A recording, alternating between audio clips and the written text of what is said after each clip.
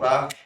Kali ini ada satu perbincangan hebat ya di dunia jurnalistik terutama dan dunia komunikasi, yaitu tantangan tentang adanya AI atau artificial intelligence. Yang satu sisi itu bisa membantu dan satu sisi bisa menghilangkan beberapa pekerjaan-pekerjaan, terutama pekerjaan media ataupun jurnalis itu sendiri. Yang semakin lama jurnalis itu semakin tergerus, hilang ya, namanya pekerjaan-pekerjaan wartawan pun hilang digantikan dengan teknologi ini. Ini yang jadi tantangan. Nah, saat ini kita akan diskusi ya, kami hadirkan juga ini para pakar komunikasi, regulasi tentang media jurnalis, dan juga ada satu lagi ya teman-teman, yaitu Mas Abrang ya. Mas Abrang ini akan banyak mengulik ya, mengurasi tentang bagaimana teknologi artificial intelligence ini bisa mendukung dan menguatkan bangsa Indonesia itu sendiri ya teman-teman. Jadi mungkin harus saya ada kritisi ya Mas Abrang gitu. Jadi mungkin ada, apakah AI ini pertanyaan langsung yang diskusi ya Mas, apakah AI ini bisa mematikan kewartawanan atau pekerjaan-pekerjaan yang lama, menggantikan atau malah ini menjadi support tools, atau malah menggantikan sama sekali? Menurut Mas Abrang gimana? Kalau sekarang posisinya masih pada posisi supporting tools. Kalau tadi kan pertanyaannya apakah bisa menggantikan pekerjaan wartawan atau pekerjaan lama lainnya. Nah, ini kondisinya tidak sama ini. Tergantung jenis pekerjaannya seperti apa. Betul. Misalnya apakah menggantikan pekerjaan wartawan? Oke. Utama dari pekerjaan wartawan apa sih? Nulisnya, mengumpulkan faktanya, atau naruh di medianya, atau yang mana nih, kan gitu kemudian. Karena saya juga tidak tahu, misalnya gini,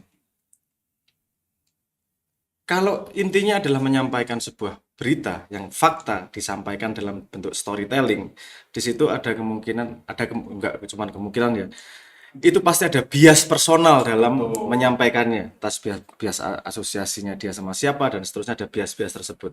Pertanyaannya, apakah wartawan yang ideal itu wartawan dengan bias atau tanpa bias?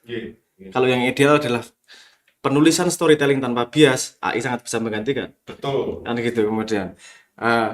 Tapi untuk mengumpulkan fakta butuh tetap manusia, karena manusia yang bisa menangkap fenomena dan nuansanya itu menjadi sebuah informasi dalam dunia digital yang bisa dimanfaatkan oleh AI.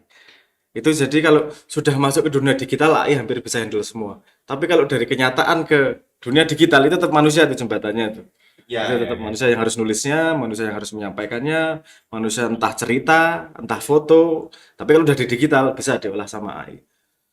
Nah, ada posisi tertentu yang akan bisa digantikan fully oleh AI, ada posisi tertentu yang bisa disupport oleh AI, dan ada posisi tertentu yang tidak tergantikan bahkan oleh AI juga.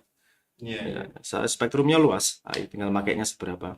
Berarti saat ini AI ini memang lagi di Indonesia lebih banyak ke supporting tools ya Mas ya, berarti ya? Di seluruh dunia Di sih, seluruh dunia ya.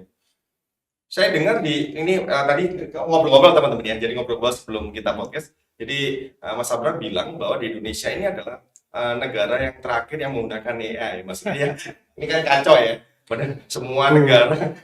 Bukan negara terakhir sih, kita termasuk negara di Southeast Asia yang lambat responnya terhadap perkembangan AI. Lambat responnya. Kalah dengan Singapura dan Malaysia. Pasti. Kemarin kacau kan ini. Bangun semikonduktor industri, Pak Erlangga sendiri kan juga bilang, sampai ada statement bagaimana Singapura dan Malaysia seolah-olah mensabotase Indonesia dan seterusnya lah. Itu juga menunjukkan bahwa Indonesia memang, kita mungkin responnya enggak cukup cepat di situ. Iya. Terus muncul ketakutan sendiri, Pak. Ya tentu saja. Mungkin ya. Kita ini negara terbesar tapi ragu. Nggak apa-apa Mas, podcast di sini protes kritis kan agak ke kanan, karena yang hostnya di sini adalah jok kanan gitu ya. Pak Suko, ini mungkin masukan dari Pak Suko yang lebih ke public policy ya, yang saya mungkin ada di tataran komunikasi politik ya, ada beberapa regulasi dan sebagainya. Yang jadi catatan adalah banyak dari pejabat publik itu bermasalah dengan komunikasi publiknya. Padahal sebenarnya tools AI ini ya, dia bisa terbantukan. Yang saya bahkan dalam menuliskan narasi-narasi yang pas aja sangat terbantu. Ya, jadi menurut Pak Suko bagaimana nih, Pak? Ya, saya khawatir ini bom waktu yang mungkin tidak lama meledak dan sudah meletus kan. Ketika kemudian sejumlah regulasi itu tidak secepat fenomena. Memang seringkali fenomena teknologi lebih cepat dari kebijakan. Tetapi kita yang tadi disebut slow respon tadi, begitu lama.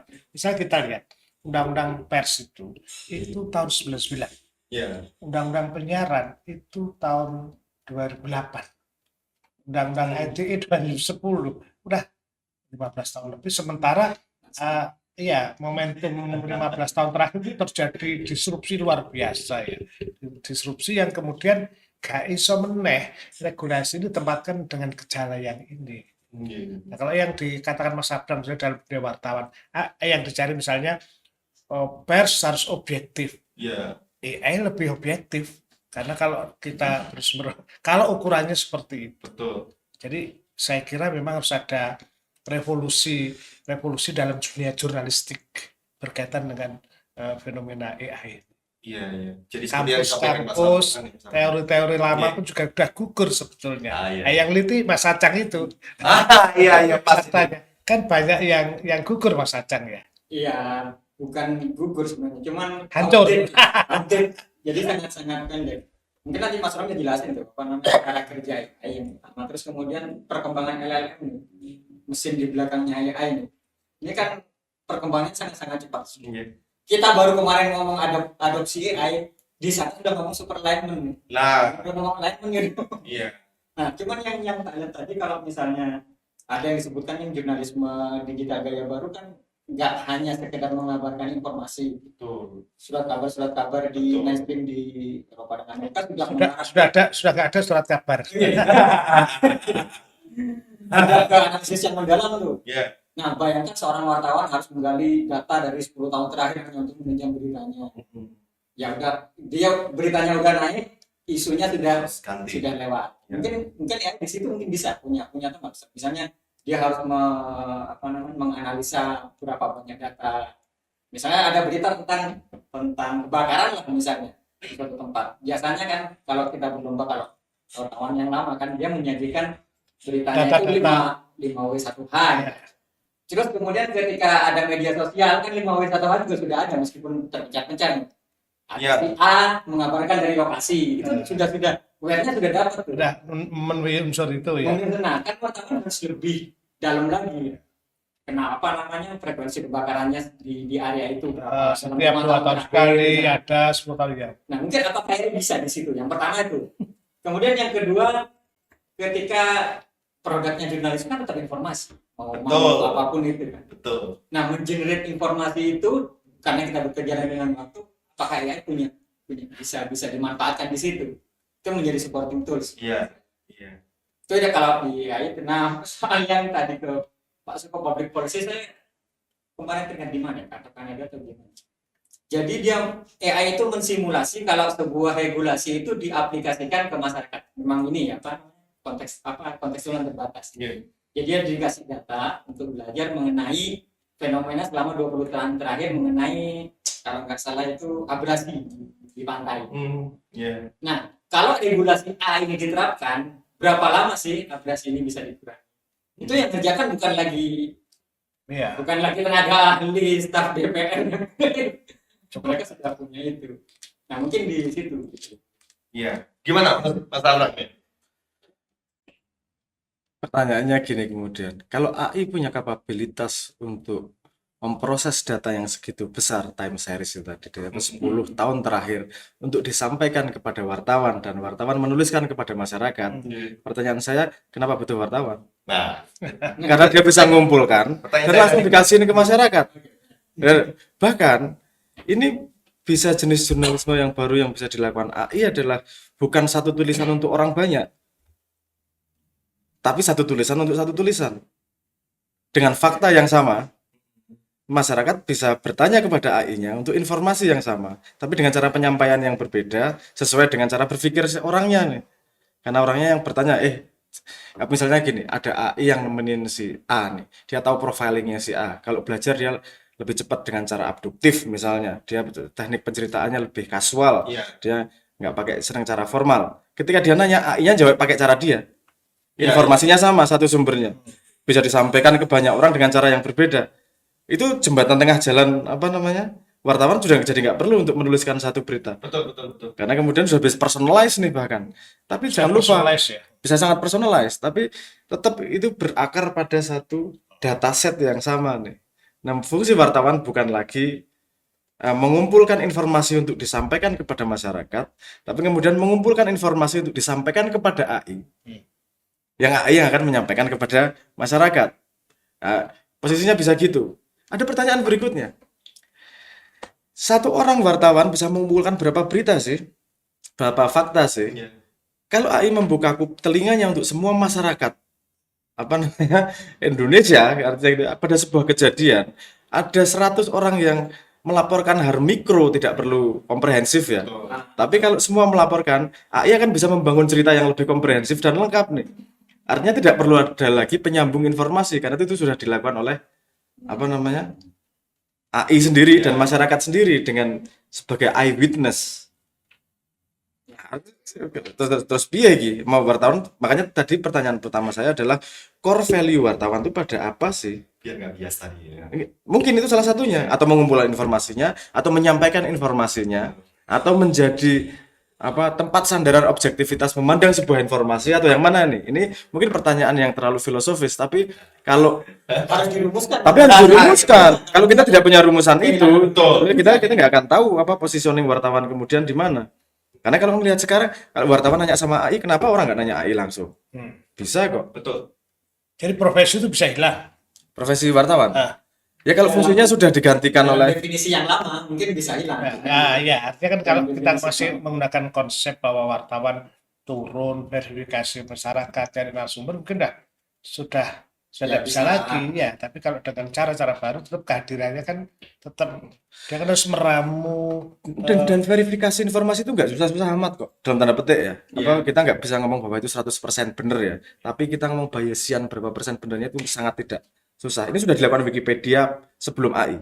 Iya, betul. Gimana Wikipedia bisa menampilkan informasi yang dianggap lebih benar? Betul. Itu ada algoritmanya. Ya, nggak tak jelaskan algoritmanya nanti dari apa sebenarnya kuliah Ada matematika nanti. Tapi intinya ada algoritma dari sumber ya, yang banyak diinterpolasi mana kira-kira informasi yang lebih valid. Iya, iya. Karena siapa saja bisa memasukkan data dari sudut pandang mereka, perspektif mereka, dan AI bisa mendistilasi menjadi sebuah informasi yang paling objektif secara optimal dari informasi yang ada. Artinya tidak akan ada bias dari satu person nih. Bias, kalau ada pun bias turun, pasti bias dari sebuah komunal. Dan bias komunal itu lebih acceptable daripada bias personal. Jadi bisa-bisa Istiqosah ini harus mengubah orientasinya. Betul, betul, Bang. Harus mengubah orientasi terhadap perkembangan teknologi AI itu. Iya. Nah, saya kira memang di situ core-core-nya. Karena gini ya, nggak bisa dipungkiri bahwa kalau kita ngomong ke depannya, kan konsumen informasi juga udah bergeser, bukan lagi bumus lagi. Bumus lagi kan tinggal 10-15 tahun lagi. Tinggal butuh aja tinggal ngambil kan. Iya, sekarang ke situ. Jadi Iya. jadi mungkin ada program intrinsik yang Iya. perlu diisi. Mungkin ini Mas Abrang, tadi kan sampai disampaikan Mas Abrang bahwa sekarang penyajian informasi melalui AI itu kan bahkan algoritmanya disesuaikan siapa yang mencari informasi itu sendiri. Ya, ini terakhir kemarin saya ngelihat dan mencoba salah satu AI yang berbasis chat, ya ChatGPT dan sebagainya, itu bahkan kita bisa menanamkan salah satu plugin-nya disesuaikan dengan tata bahasa kita. Kita biasanya pakai apa? Sampai memilih itu. Bahkan pakai bahasa Jawa atau dengan kata kasar dan sebagainya. Dan otomatis jadi seperti kalau di Apple itu kan ada Siri ya. Sambil kita langsung nanya by voice. Dan itu disesuaikan dengan siapa yang nanya. Sampai segitu kan. Jadi saya nyoba dan itu Mas, jadi benar. Jadi kalau kita mau menanyakan peristiwa saat ini juga Mama di Nyinden gitu dan sebagainya muncul. Jadi AI itu akan muncul by chat gitu ya, dan kan langsung menceritakan. Nah ini bagaimana mirisnya dan saya ya penyaji informasi wartawan dan sebagainya ya bisa jadi akan benar-benar bergeser ini.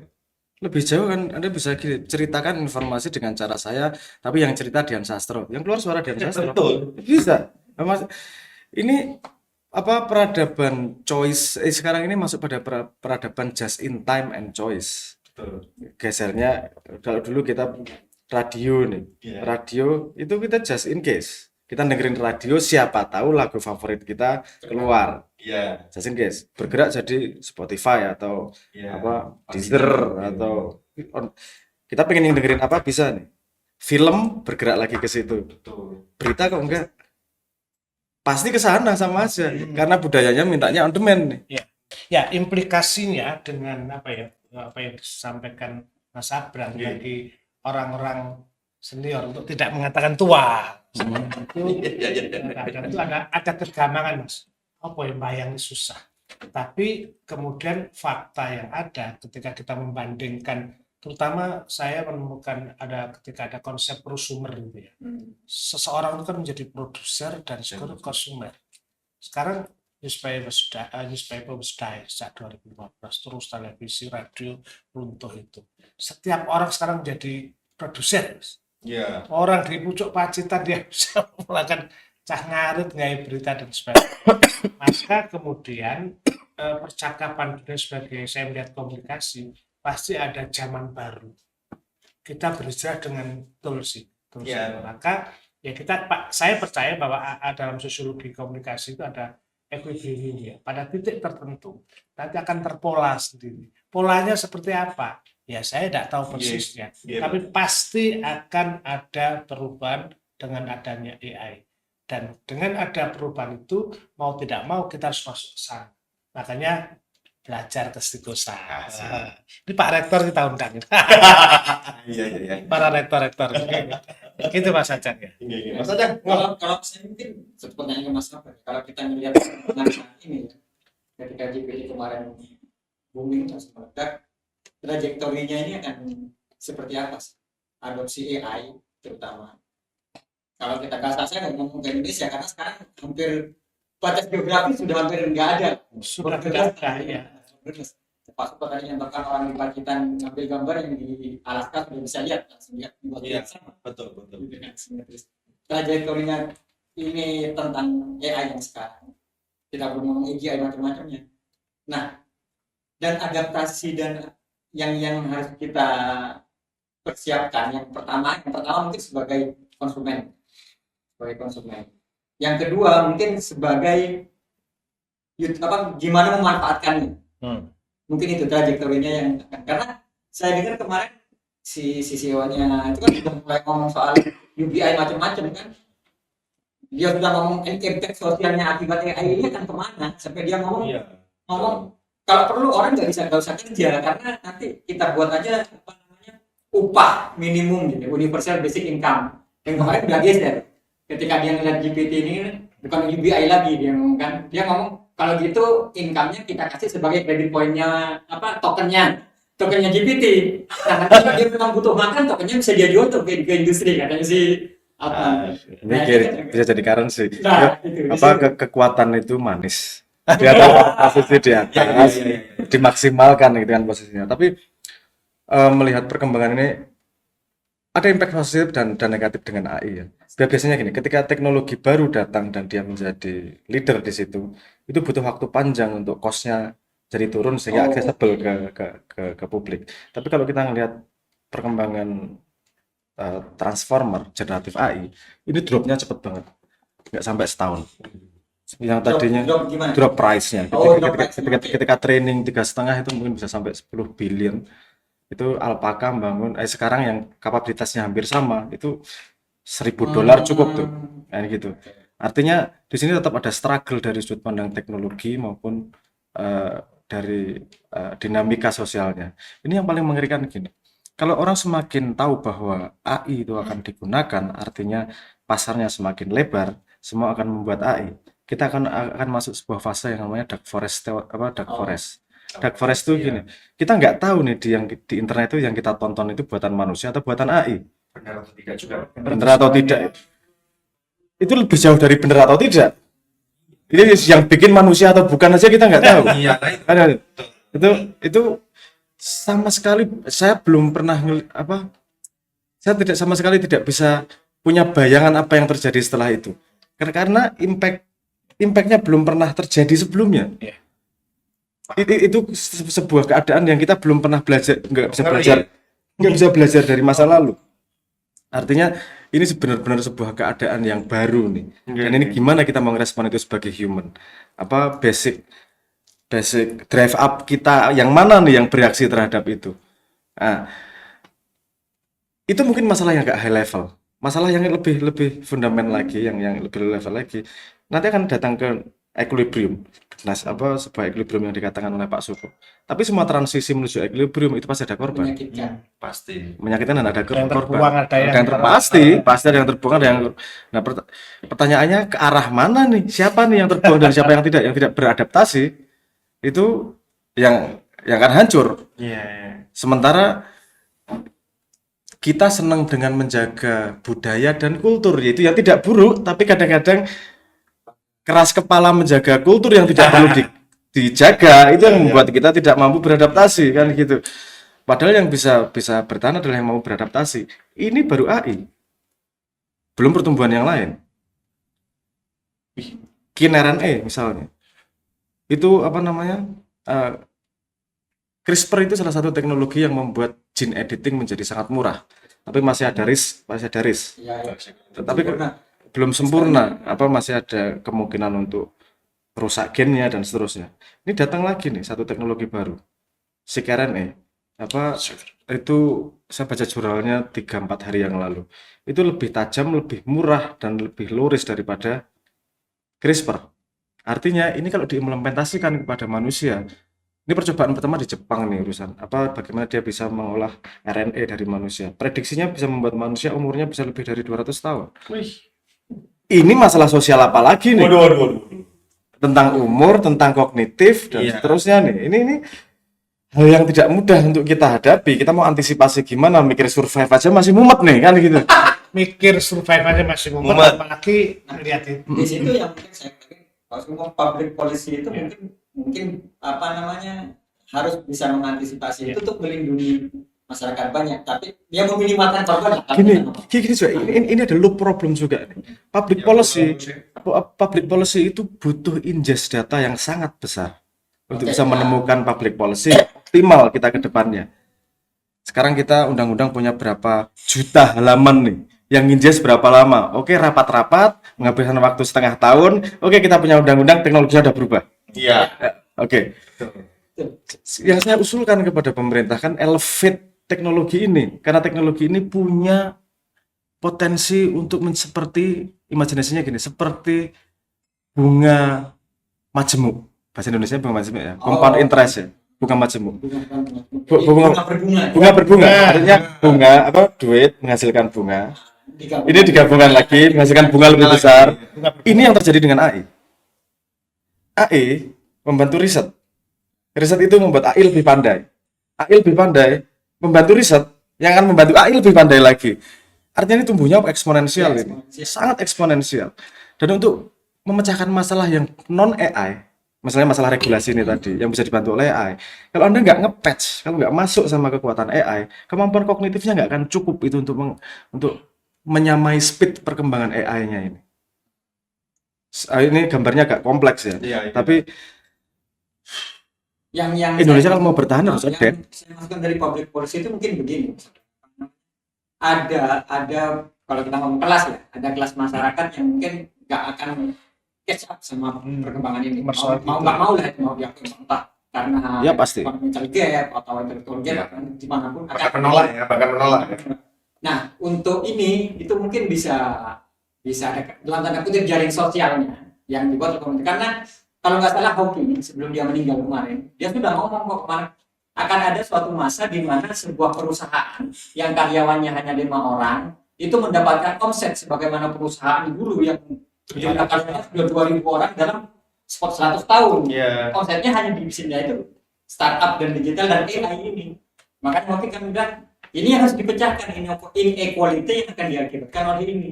Ini harus diakibatkan. Nah, ketika kita gagap kan, yaitu meminimalkan korban. Ya, saya kira yang kemudian harus dipikirkan adalah problem-problem semacam ini harus segera dibongkar, dibuka, dicabar, dirembuk bareng, pemerintah duduk, Iya, para Pak, pemikir betul. duduk, Betul. kemudian penggunanya calon korban juga itu duduk dan harus diselesaikan ya cara-cara yang baru dan cepat lagi gitu.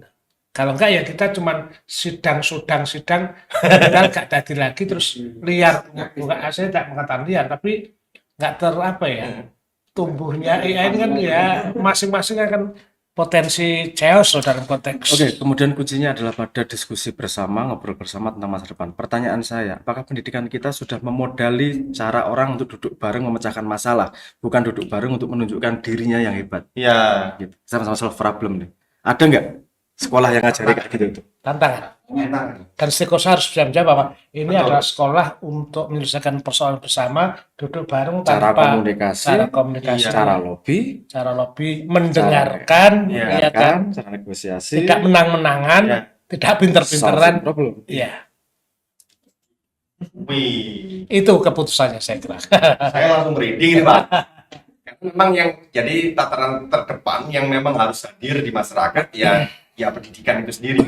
Revolusi mas, seru patah Oke. para Cara miris ini, karena tadi datanya Mas Abrang memang di Indonesia paling terlambat ya di negara ASEAN loh ya, paling terlambat. Semua kalimat itu mengandung potensi kita membawa implisit makna yang sudah kemarin. Ketika ngomong pendidikan, apa sih yang dididikkan? Nggih. Pendidikan ilmu. AI udah bisa lebih pintar dididik. Nah. Oke. Artinya apa yang perlu dididikkan? Akhlak. Atau yang mana nih? Atau tata cara? Iya. Atau adab? Atau nah ini perlu redefinisi nih. Iya, Iya, definisi kembali. Apakah kemampuan menjawab masalah atau kemampuan menanyakan masalah? Ini Iya. mungkin banyak yang ngomong alah ruwet-ruwet pendidikannya pendidikan. Pendidikan yang kau anggap tidak ruwet itu tidak menjawab masalah. Iya. Artinya masalah ini datang karena Iya. ketidakmatangan berpikir tentang itu. Kalau kita mau memang maju dan beradaptasi, kita harus mau sakit sedikit untuk berpikir, mumet untuk urusan fundamental seperti itu. Iya. Tapi kemudian kita punya pijakan yang jelas ke depannya mau seperti apa. Ya, jadi pendidikan harus dibumikan lagi ya. Kayaknya obrolan tentang pendidikan, apalagi pendidikan tinggi yang ngomongnya tinggi banget ya Pak ya. Di tataran yang tinggi-tinggi banget. Ngomongnya saya tadi ngobrol-ngobrol ada pedagogi dan sebagainya. Ya, aduh, ini harusnya diturunkan lagi, Iya. maksudnya membumi lah. Jadi orang kudu buka lapak otaknya, mau mendengarkan, ngedekne hati, ngedekne pikiran, ayo podo ngrungokne. Kalau kalau pakai kosakata itu tadi, pedagogi akan bentar lagi selesai kecuali Itu makanya tadi saya mau mengkritisi itu Pak. Oke, tapi harus ada gantinya dong. Ya, Mungkin harus ada transisi harus ada dari gantinya, betul. transisi dari andragogi. Kalau sistemnya cukup bagus ini orang bisa heutagogi, bahkan cybergogi. Betul. Artinya masalah berikutnya bukanlah masalah keilmuannya, tapi masalah distribusi hasil orang yang punya ilmu itu. Bukan lagi what to learn, how to learn. Wih kan ngobrol ini kayaknya panjang nih Pak. Nanti ngomong tentang akademik kita lanjutkan ya teman-teman ya. Jadi mungkin ini closing statement aja Mas Sabran sama Pak Suko dan Mas Ajang. Kira-kira ya ini kan akhirnya menjadi jalan baru ya. Stikosa harus hadir menjadi jalan baru itu. Mohon closing statementnya Mas Sabran, Pak Suko dan Mas Ajang. Ya, saya kira saya kadang-kadang mikir ini sebenarnya udah kiamat ini. Dalam konteks peradaban teknologi. Saya belajar revolusi teknologi mulai cetak dan sampai hal yang terakhir. Dan terus berlangsung belum selesai. Tumpukan-tumpukan yang saya buka kertas di Stikosa adalah bagian yang dulu juga belum selesai sebenarnya dipelajari orang Indonesia. Numpuk lagi. Pekerjaan kita cukup berat dan kalau Sabran, kalau tidak mau ruwet ya jangan berpendidikan. Pendidikan memang ruwet. Tapi kalau kita bisa mulai, disitulah jalan keluar. Jalan baru menuju sesuatu yang bermanfaat. Mas Sabran, monggo. Jalan ke depan paling gampang itu mati. Tapi kalau itu bukan pilihan, mau nggak mau harus beradaptasi. Wih. Mati atau beradaptasi ya? Kalau mungkin karena perubahan sangat cepat seperti ini, definisi-definisi yang lama kan sudah tidak relevan lagi. Mungkin Betul. urgensi dan definisi atas semua yang kita pelajari dulu mungkin akan menjadi urgensi baru. Oke. Nah, mungkin itu. Siap. Untuk teman-teman ya, sahabat dan sobat digital untuk Stikosa AWS, jadi banyak sekali ya perbincangan yang mungkin bisa dikulik ke depan. Jadi teknologi mungkin ini harus ditinggalkan. Masalah ngomong perkembangan teknologi ada dua sisi sama tajam, bisa dipakai baik dan buruk itu sudah lama, kan bergeser lagi. Bahkan bisa mematikan ya, mematikan atau tadi seperti yang saya highlight komentar dari Mas Abrang, kalau tidak mau mati harus beradaptasi. Untuk teman-teman yang tergelitik ya ngobrolin tentang AI, teknologi dan sebagainya, bisa dituliskan di kolom komentar di YouTube-nya Stikosta, dan mungkin teman-teman yang punya ide-ide untuk kita diskusi apa saja lagi, kita akan kulik dan kurasi lebih detail untuk next episode. Thank you, selamat siang. Terima kasih Mas Abrang, terima kasih Pak Suko, Mas Acang. Sampai jumpa teman-teman.